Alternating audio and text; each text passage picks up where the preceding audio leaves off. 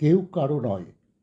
কোথায় যেন পড়েছিলাম, পৃথিবীতে কেউ কারো নয়, জীবনে অপরিহার্য নয়।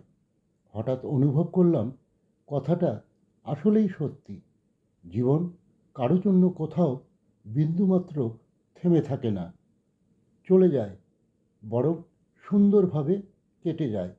যে মানুষটা আপনাকে ছাড়া বাঁচতে পারবে না ভাবছেন, তার জীবন থেকে হারিয়ে গিয়ে দেখেন তার জীবনে কোনো প্রভাব পড়ে কি না। দেখবেন সব কিছু ঠিকঠাক আছে। বড়জোর একটু হুটহাট আপনার অভাব বোধ হতে পারে, এর বেশি কিছুই না।